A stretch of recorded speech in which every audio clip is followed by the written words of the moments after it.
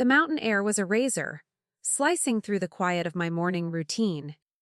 I was centering myself when the heavy crunch of tires on gravel shattered the stillness of the Alps.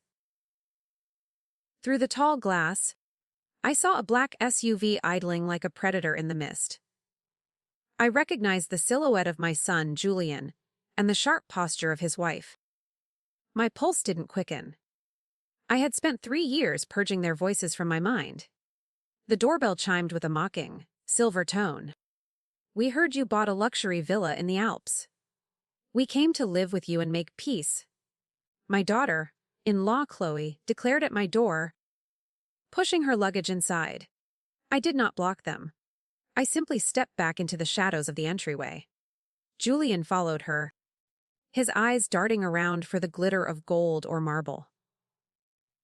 But when they walked into the main hall, they stopped cold at what they saw. They stood frozen at the sight of my new world. Instead of velvet drapes, the walls were covered in dozens of framed photographs. These were not family portraits or holiday memories. They were faces of women I had pulled from the wreckage of lives like my own. Chloe's designer heels clicked once, then stopped. The air here did not smell of expensive perfume or old money. It smelled of medicinal herbs, fresh pine, and the heavy, silent work of recovery. My son's face paled as he realized there was no guest suite waiting for him. Julian turned to me, his polished facade beginning to crack at the edges. He expected a mansion, but he had walked into a sanctuary for the discarded. "Where is the furniture, Mother?" he asked, his voice thin and demanding. I watched him lean against a wall that held the story of a woman who lost everything to a man just like him. He didn't notice the tremor in his own hands. He only saw the lack of a television. The silence of the house began to feel like a weight. Chloe began to pace, her eyes scanning the room for something she could sell or claim. She missed the 3 women watching her from the upstairs balcony. Those women did not look like servants. They looked like survivors, who had finally found a wall high enough to keep the world out. My daughter-in-law stopped in front of a photo of a young girl with a bruised spirit. She let out a sharp, bitter laugh that didn't reach her eyes. The house seemed to grow colder with every breath she took. I crossed my arms and felt the rough linen of my work clothes against my skin. The power dynamic had shifted before they even unpacked a single silk shirt. They came here to feast on my retirement, but I had already fed it to the hungry. "This isn't a villa," I said, my voice as steady as the granite peaks outside. "It is a reckoning." Julian looked at his luggage, then back at the door. He finally saw the lock on the inside of the gate. Julian's hands gripped his suitcase handle until his knuckles turned white. He looked at the wall of photographs, then back at me with growing desperation. "You spent it all on this," he hissed, his voice echoing in the hollow hall. He wasn't mourning my lost savings. He was mourning the inheritance he had already spent in his mind. I stood perfectly still. The mountain wind rattled the window panes. He needed money, and he needed it fast. I could see the panic rising. Chloe didn't bother hiding her contempt. She marched toward the kitchen, her heels striking the pine floor like hammers. "There must be a safe. People like you always hide the real assets," she snapped. She threw open a cupboard, but found only hand-carved wooden bowls and dried lavender. There was no silver, no hidden jewelry, and no luxury. She turned around, her face flushed with a frantic, ugly energy. The realization that I was truly liquidating my life finally began to sink in. I walked to the center of the room and gestured to a small wooden table. On it sat a ledger and a stack of legal notices. Julian stepped closer, his eyes scanning the documents. He recognized the letterhead of his own firm's auditors. His breath hitched. He realized I hadn't just moved away to find peace. I had moved away to watch him fall from a safe distance. The power he thought he held over me was an illusion. I knew about the debt. "You knew?" Julian whispered. The polished sun was gone, replaced by a man drowning in his own choices. He reached out to touch the ledger. But I stepped in front of it. I didn't need to yell. The silence of the Alps did the work for me. He had embezzled from his father's estate, thinking I was too frail to notice. I had noticed every cent. I had tracked every lie. Now, he stood in my house, a beggar in a suit. Chloe stopped her frantic searching and glared at us both. We can still fix this, Julian. We just need her to sign the deed over as collateral, she said. Her voice was cold and transactional. She looked at me as if I were a stubborn obstacle rather than a person. She didn't see the women on the balcony. She didn't see the community I had built. She only saw a piece of mountain property. She thought she could still win this. I smiled, and for the first time, Chloe looked truly afraid. It was a slow, practiced expression. The deed isn't in my name, I told them. Julian's eyes went wide. I transferred the entire property to a non-profit trust 6 months ago. I watched the air leave his lungs.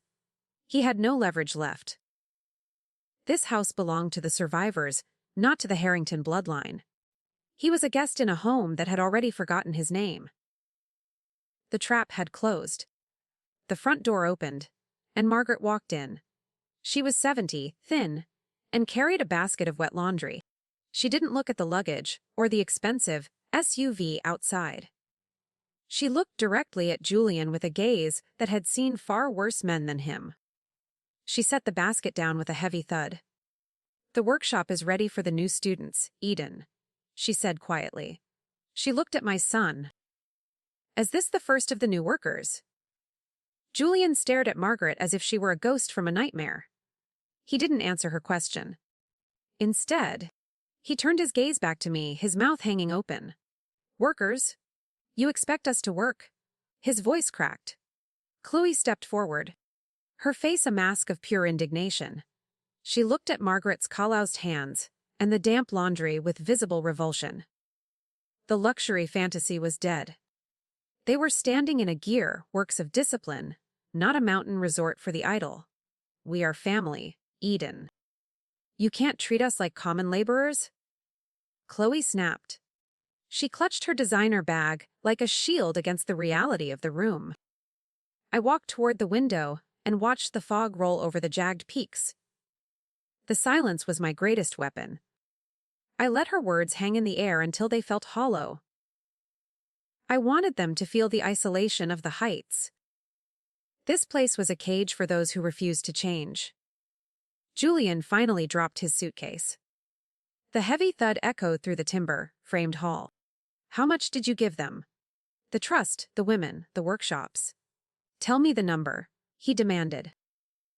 He was reaching for a figure he could argue with or litigate. I turned slowly to face him. I saw the ghost of his father in his eyes. He was desperate to find a price tag on my freedom. But some things don't have a ledger.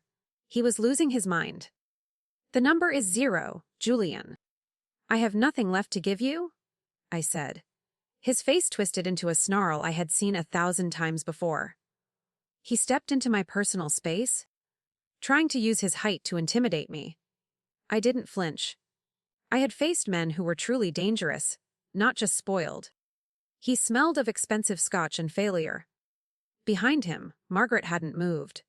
She was watching his every shadow. She knew exactly what kind of man he was. Chloe began to laugh, a high, brittle sound that grated against the stone walls. This is a joke. You're playing a part to punish us. Fine. We'll stay. We'll see how long your charity lasts when we're eating your food. She started toward the stairs, intent on claiming a room. She thought she could outlast my resolve. She thought she could colonize my peace.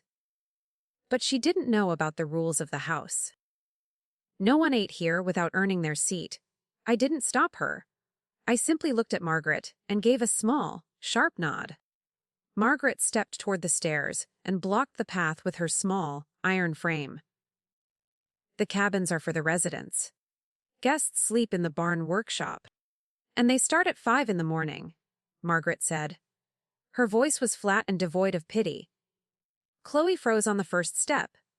The power had shifted again. They weren't family here. They were just more projects. Julian's phone began to vibrate in his pocket. He pulled it out, and I saw the name on the screen.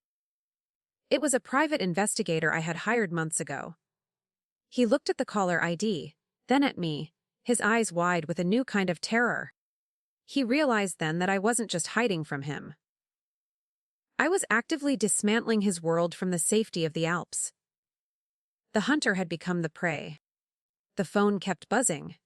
Julian let the phone vibrate until it went silent, his face a ghostly shade of gray. He knew that name on the screen meant his secrets were no longer buried. I watched him swallow hard, his composure dissolving into raw, jagged fear. Chloe noticed his reaction and reached for the device, her movements sharp and predatory. She sensed the shift in the room. The air felt thick with the approaching storm. Julian retreated 2 steps toward the cold stone hearth. "What is that, Julian? Who is calling you?" Chloe demanded, her voice rising to a shrill peak. She didn't wait for an answer. She lunged for the phone, but Julian pulled it back, his eyes darting to the women on the balcony. They remained silent, like statues carved from the mountain itself. Their presence was a physical weight against his pride. He was trapped between his wife's greed and my quiet observation. He was finally losing his grip on the lie. I stepped forward, my shadow stretching long across the floorboards. The investigator found the offshore accounts. "Julian." "He found the signatures you forged on your father's final documents," I said. The words hit him like a physical blow. He slumped against the mantel, the expensive wool of his coat catching on the rough rock. Chloe froze, her hand still outstretched. The greed in her eyes was suddenly replaced by a cold, calculating terror. Everything was out. Julian looked at me, pleading with his eyes for a mercy I no longer possessed. "I was going to pay it back, Mother. I just needed time," he stammered. I didn't blink. I had heard that same lie from his father for 20 years. It was a rhythmic cycle of theft and hollow promises. I pointed toward the wall of photos. Those women had lost everything to men who just needed more time. He was no different to me now. Chloe turned on him with the speed of a cornered animal. "You told me the money was secure. You told me we were coming here to claim what was ours," she hissed. She didn't care about the crime. She cared about the loss of the lifestyle.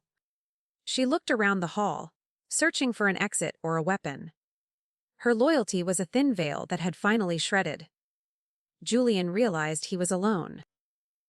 Even his accomplice was turning her back. I signaled to Margaret, who stepped away from the stairs to open the heavy front door. The freezing mountain wind rushed in, extinguishing the warmth of the small fire. "The community has voted. They do not want you in the main hall," I announced. I watched Julian's face crumble as he realized I was serious. He was being cast out into the cold he had ignored. He was no longer the heir. He was just a trespasser. Julian grabbed his bag, but his hands were shaking too much to hold the grip.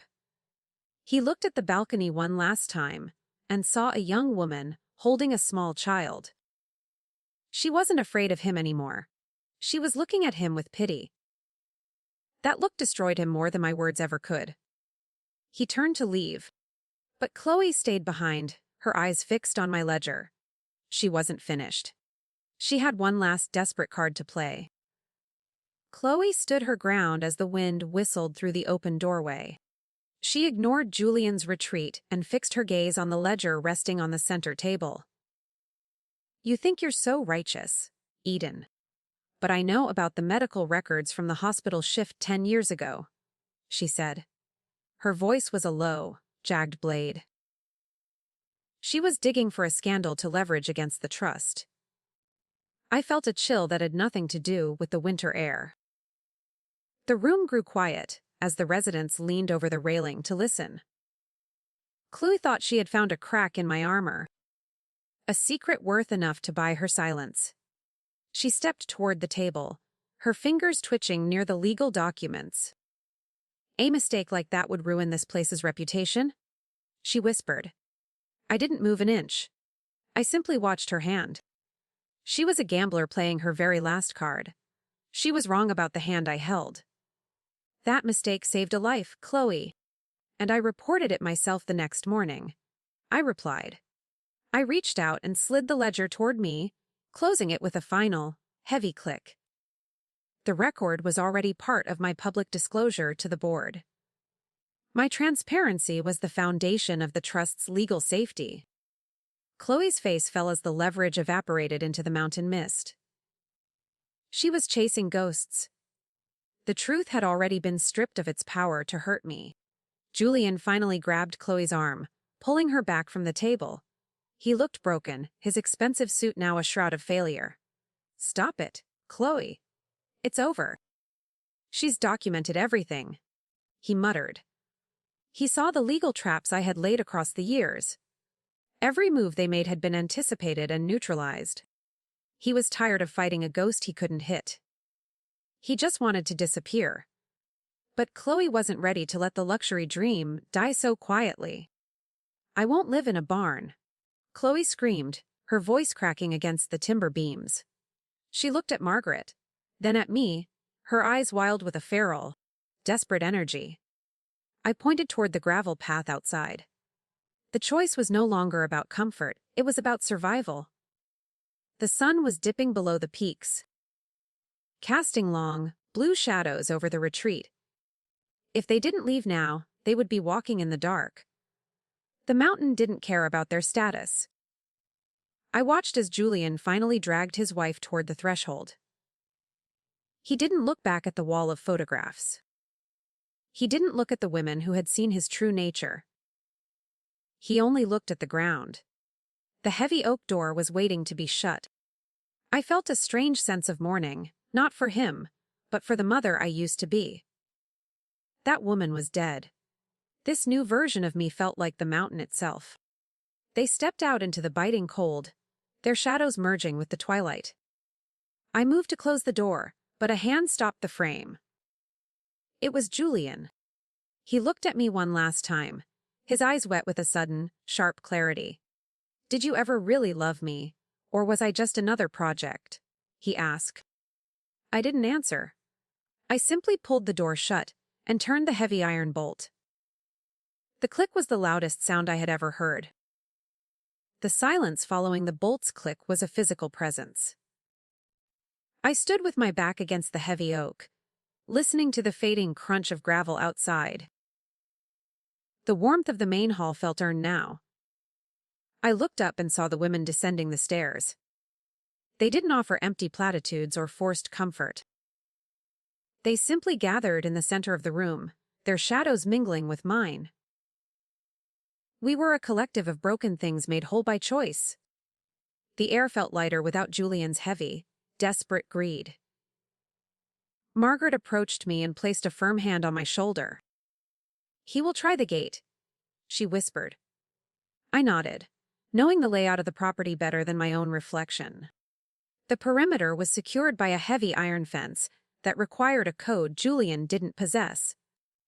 I walked to the window and saw the SUV's headlights cutting through the rising fog. They were hovering near the exit, trapped by their own arrogance. They expected me to relent before the frost set in. They were wrong about my heart. A younger woman named Alina brought me a cup of cedar tea. The steam rose in delicate swirls, smelling of the earth and the high peaks. My hands were finally steady as I took the ceramic mug. I watched the black vehicle pull away from the gate and circle back toward the barn. Julian was realizing that the mountain did not negotiate. If they wanted warmth, they would have to find it in the workshop. The luxury they sought was gone. The night was only getting colder. I walked to the ledger on the table and reopened it to the final page. I picked up a fountain pen and drew a single, thick line through Julian's name. It was a symbolic burial of the debt I had carried for years.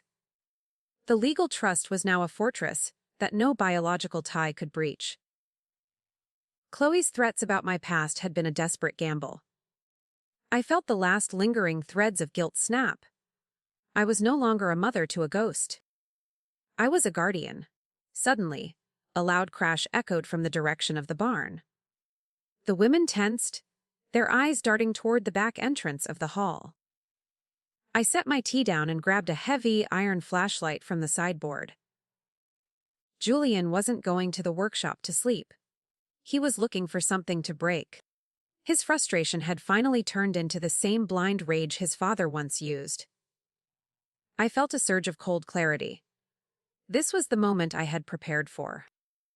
The peace was being threatened. I stepped out onto the rear porch, the freezing air biting at my cheeks. I saw Julian standing by the workshop door with a heavy stone in his hand. He had smashed the glass pane to reach the inner latch. Chloe stood behind him, her face twisted in a mask of frantic encouragement. They were trying to force their way into the community's tool shed. They wanted the keys to the tractor, or perhaps the generator. Their entitlement had evolved into a crime. I moved toward them. "Drop the stone." "Julian?" I said, my voice cutting through the wind like a whip. He spun around, his eyes wild and bloodshot in the beam of my light. He looked like a cornered animal, stripped of his corporate suit and his false dignity. He didn't drop the rock. Instead, he gripped it tighter, his knuckles scraped and bleeding from the broken glass. Chloe retreated into the shadows of the barn. She was always the first to hide when the consequences arrived. Julian stood alone. "You can't keep us out here like dogs." Julian screamed. He took a step toward me, the stone raised high. I didn't retreat.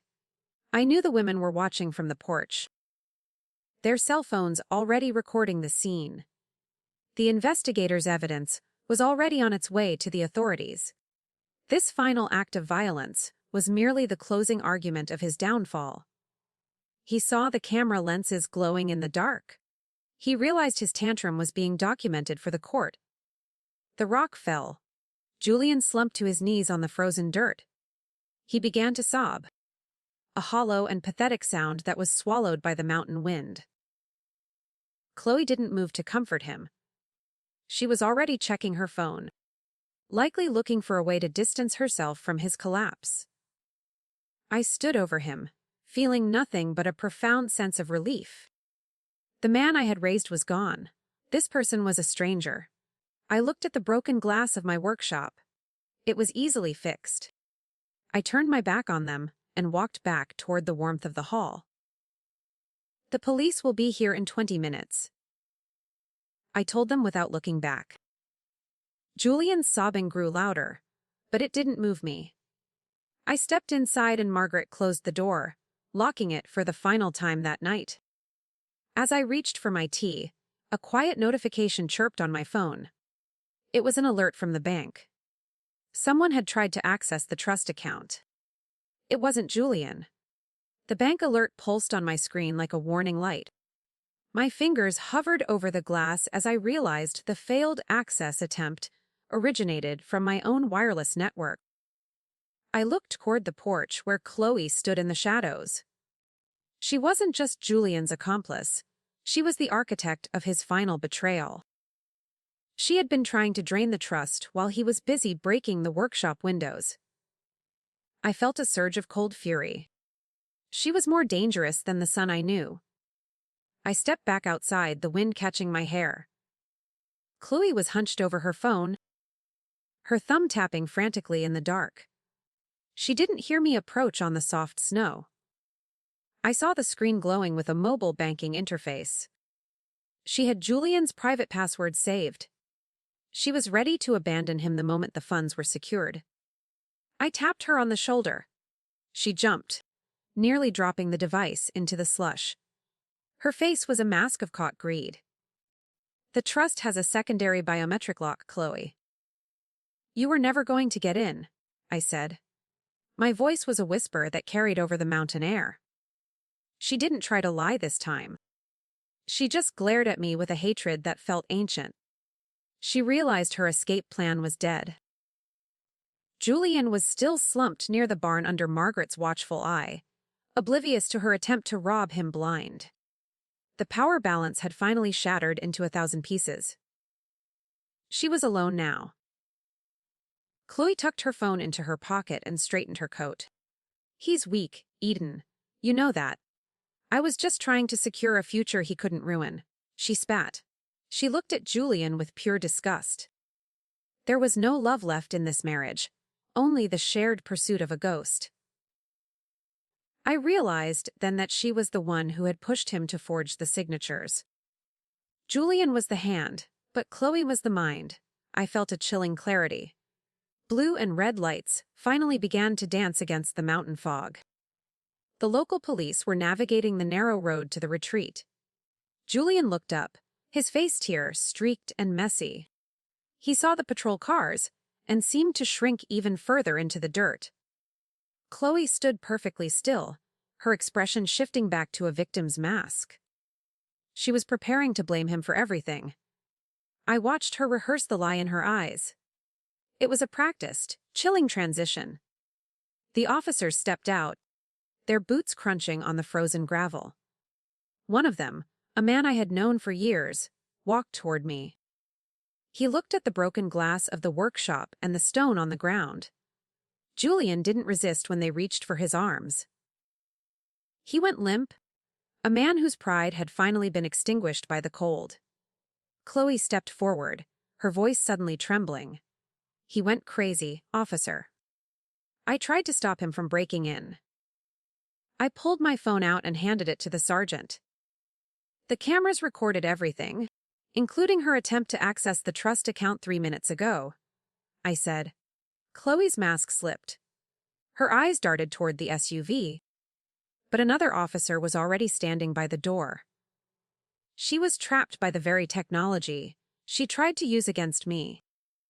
The transparency of my life was her undoing. She had underestimated the mountain.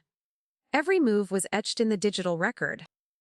The sergeant nodded and signaled to his partner. Chloe's protests were sharp and loud, cutting through the quiet night like a siren. They led her toward the second car, her designer heels slipping on the ice. She looked back at me one last time, her mouth open in a silent snarl. I didn't look away. I wanted her to see the face of the woman she couldn't break. Julian was already in the back of the first vehicle. As the cars pulled away, the silence returned, deeper and more profound than before. The mountain seemed to exhume a heavy sigh. I stood on the porch until the tail lights disappeared into the mist. Margaret came out and stood beside me, her hand resting on the doorframe. We didn't need to speak. The intruders were gone, and the sanctuary remained intact. The air was finally clean. I felt the weight of 30 years lift from my chest. We walked back inside, and I headed toward the wall of photographs.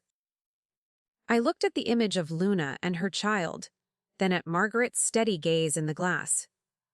I realized there was one empty frame left at the very end of the row. I reached into my pocket and pulled out a small, recent photo of myself standing on the peak. I slid it into the frame. The family was finally complete. I had found my way home. 2 years passed like a slow, healing breath across the peaks. The villa was no longer a place of hiding, but a center of gravity for the broken. 12 cabins now dotted the hillside, their chimneys sending steady plumes into the crisp morning sky. I stood in the garden, my fingers stained with rich, dark earth. My hands were strong and steady now. The isolation I once sought had blossomed into a vibrant, shared life. I finally felt like I truly belonged.